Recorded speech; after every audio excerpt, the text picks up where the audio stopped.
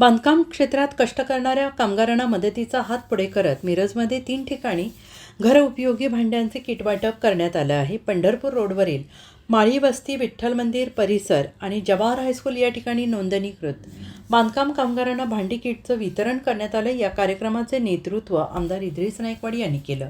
सर्व कार्यक्रमाचे आयोजन साहेबांचे एकनिष्ठ कार्यकर्ते इम्तियाज कोतवाल आणि योगेश जाधव यांनी संयोजित केलं. एकूण 600 किटचं वाटप करण्यात आलं असून प्रत्येक ठिकाणी 200 किट वितरित करण्यात आलं. इम्तियाज कोतवाल यांनी सामाजिक कार्याचा वसा घेत बांधकाम कामगारांच्या कल्याणासाठी मोठं योगदान दिलं आहे आणि त्यांनी यावेळी किट वाटपच नाही तर कामगारांना शासनाच्या विविध योजना समजावून सांगणे, ऑनलाईन अर्ज भरणे, आवश्यक कागदपत्रांची पूर्तता करण्यास मदत करणे तसेच पोर्टलवर नोंदणीसाठी सहकार्य करणे यासाठी सुद्धा मोलाची मदत केली आहे. जन्मापासून मृत्यूपर्यंत कामगारांना शासनाच्या सर्वच लाभांचा लाभ मिळवून देण्याचं ध्येय त्यांनी ठेवलं आहे.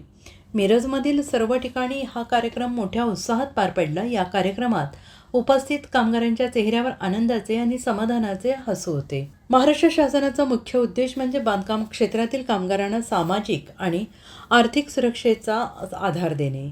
शासनाने विविध योजनांच्या माध्यमातून नोंदणीकृत बांधकाम कामगारांना घरगुती उपयोगासाठी आवश्यक वस्तू, विमा संरक्षण, आरोग्यसेवा, शैक्षणिक मदत, अपंगत्व किंवा मृत्यूनंतरच्या मदतीचे लाभ देण्याची व्यवस्था केली आहे. भांडी किट वाटप कार्यक्रमाचा उद्देश कामगारांच्या दैनंदिन गरजा पूर्ण करणे, त्यांच्या जीवनमानात थोडी सुधारणा घडवून आणणे आणि त्यांच्या शासनाच्या कल्याणकारी योजनांचा थेट लाभ मिळवून देणे हा आहे. बांधकाम कामगार नोंदणी जी आपल्या मिरज भागात झालेली आहे, त्या बांधकाम कामगार योजनेच्या अंतर्गत ज्या लाभार्थींना आज लाभ मिळाला त्या लाभार्थींना आपले मिरजेचे लाडके आमदार म्हणजे इद्रिसभाई नाईकवाडी यांचे गेले 1.5 वर्ष झालं म्हणजे आमदार व्हायच्या अगोदरपासून त्या बांधकाम कामगारांची नोंदणी करणे, त्यांच्या संघटनेमार्फतच्या नोंदणी करून त्यांनी अविरतपणे हे काम माझ्याकडे दिलेलं होतं.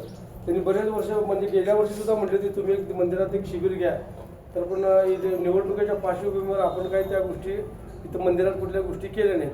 मग इलेक्शन झाल्यानंतर ते म्हणजे आपण एक तुमच्या इथे थोड्या लोकांचं आपण वाटप करूया. मी म्हटलं ठीक आहे. त्यांनी आजपर्यंत एवढ्या कामगारांच्या नोंदण्या केल्यात की मिरजेत एवढ्या कामगार नोंदण्या कुणीच केल्या नाहीत. एवढ्या कामगारांना त्यांनी केल्या, त्या लाभार्थींना यांच्यामार्फत लाभ मिळाला.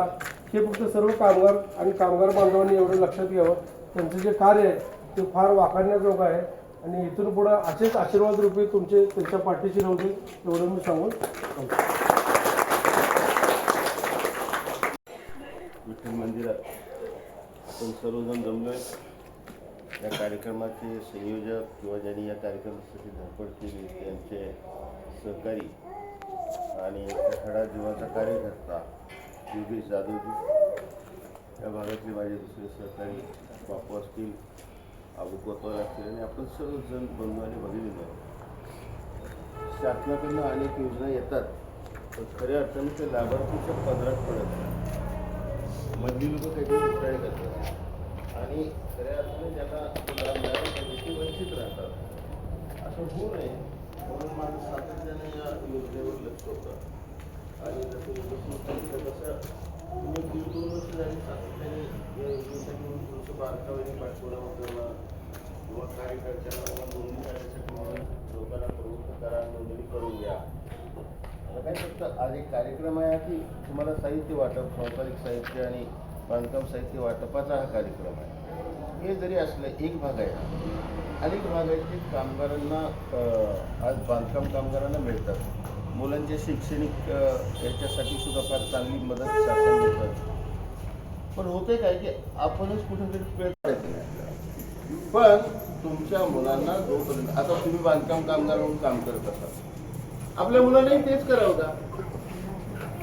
आपल्या मुलांचं आयुष्य यापेक्षा वेगळं असलं पाहिजे. स्वतःच्या पायावर मजबूतीनं ती उभी राहिली पाहिजे आणि त्यांच्या जीवावर त्यांचा संसार सुखी झाला पाहिजे भविष्यात, किंवा त्यांचं आयुष्य सुखी असलं पाहिजे. म्हणून त्यासाठी शिक्षण ही अत्यंत अत्यावश्यक बाब. आता कुठेही जा तुम्ही, शिक्षणाशिवाय कुणी कुणाला उभं करून देत नाही. आता मी खरं सांगतो की म्हणजे अपमान करत नाही मी पदवीधारकांचा. योगेशजी अनेक लोक येतात, काय नाही मग BA झाले, मग BA होईल. अरे BA असं रस्त्यावर चाललं आणि हात मारले, BA कोण आहेत म्हटले नाही, 50 जण ओळखलं.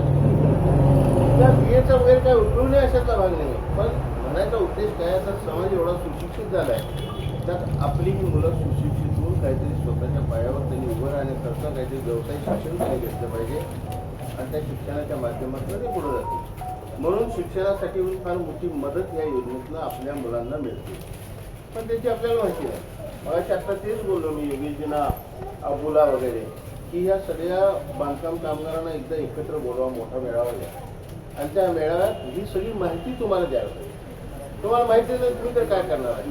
आता हे घेऊन गेले की घरात चला, त्यानंतर पुन्हा बाहेर कवा काय मिळते, जरा गल्लीत काय वातावरण चालले अगदी मिळायला लागले वाटतं चला, ही वस्तुस्थिती आहे की नाही. तर ते तर ठीकच आहे, तुम्ही कुठं लाभ मिळतोय तो घ्याच तुम्ही, त्याबद्दल वाद नाही. पण मी जसं मी म्हटलं की मुलांना शिक्षणासाठी आहे, तसं वैद्यकीय मदत सुद्धा फार मोठी मिळते. मध्ये एक कामगार, मी ह्याला गेलो होतो बीडला, एका खेडेगावात 2 मुलं होती ITIचं वगैरे शिकलेली, आणि ती मुलं एका पत्र्याचं काहीतरी खोकं उभं राहायचं काम चाललं होतं आणि वरनं इलेक्ट्रिक वायर गेली होती. ते अनावधानाने त्याच्या लक्षात आलं नाही आणि एका मुलाचा टच त्याला झाला आणि त्या मुलाचा टच त्याला झाल्यामुळे पत्र्यावर असणारा दुसरा मुलगा पण दगावला. पण मला एवढं वाईट वाटलं त्या मारी आणि बघितलं तर त्यांच्या नुकतीच लग्न झालेली ही सगळी, आणि काय करायचं. तर मी त्याच्या घरी गेलो भेट द्यायला, तर त्यांनी एक सांगितलं, नाही बोलतो मी, की मी म्हटलं आता पुढं कसं काय, तुम्हाला काय मदत पाहिजे. तर तिथल्या गावातलाही अबूसारखा, योगेशसारखी जी माणसं होती त्यांनी त्याचं रजिस्ट्रेशन करून घेतलं आणि तुम्हाला सांगतो 4.5-4.5 लाख रुपये जागेवर त्यांना लगेच. मी आलो ना त्याच्यावर दुसऱ्या दिवशी तिथल्या लेबर कमिशनरनं त्यांना चेक दिला आणि त्यांनी फोन सुद्धा केला मला की नाही नाही ते तुम्ही काल येऊन गेला कळलं मला आणि आम्ही आज चेक त्यांना द्यायला. म्हणायचा उद्देश काय, असा पर्सन पुन्हा घेऊ नये, पण आलाच त्यावेळेला गव्हर्नमेंट आपलं पाठवतो. त्यावेळेला आपण रजिस्ट्रेशन कागदपत्र आपली व्यवस्थित ठेवली पाहिजे. आपण काय करतो तिकडे दुर्लक्ष करतो, हा देत नाही आपण. कधी कागदपत्राला काहीतरी मिळायला लागले म्हणजे मग कागद ओढू, मग आधार कार्ड कुठं ठेवले, मग काय कुठं ठेवले, तसं नको. तर थोडंसं आपल्याला शासनाकडनं भरपूर मदत मिळते. काय मदत मिळते काय नाही ह्याची माहिती देण्यासाठी म्हणून खरोखरच एक कार्यक्रम चांगला आयोजित करा. मी पण वेळ काढेन, सर्वांना ही माहिती द्या आणि त्या माहितीच्या आधारे तुम्हाला कुठं काय पाहिजे तिथं अर्ज करायची तरी जबाबदारी तुमची आहे. तुम्ही अर्ज करा, टोकन घ्या किंवा अर्जाची पोच घ्या आणि मग मी आहे ना तुमच्या मदतीला. तुम्ही सर्वांच्या आशीर्वादाने मी आमदार आहे. मी काय वर्ण पडलो नाही आसमानातनं आमदार म्हणून. तुमच्या सगळ्यात राहिलो, तुमच्या सगळ्यांची सेवा करत राहिलो, तुम्ही सगळ्यांनी आशीर्वाद दिला आणि म्हणून कुठेतरी मला एक संधी मिळाली. मग या संधीचा उपयोग तुमच्यासाठी झाला पाहिजे. म्हणून तुम्ही अर्ज करायचं शिका. आपल्याला कुठं काय मिळते हे याचं माहिती घ्यायला शिका आणि तिथं तुम्ही अर्ज करा. अर्ज केल्यानंतर मग माझ्याकडे तुम्ही या निश्चितपणानं तुम्हाला न्याय देण्याची तुमचा हक्क तुम्हाला देण्याची जबाबदारी आमची असेल. सगळे कार्यकर्ते तुमच्यासाठी काम करतात. त्या सर्वांना सुद्धा तुमचे आशीर्वाद असावे. या पुढच्या काही चांगल्या योजना आणि चांगला फायदा तुम्हाला सर्वांना मिळो एवढ्याच्या निमित्ताने शुभेच्छा देतो. लवकरच ते कार्यक्रम करा, त्यासाठी आता वेळ लागतो.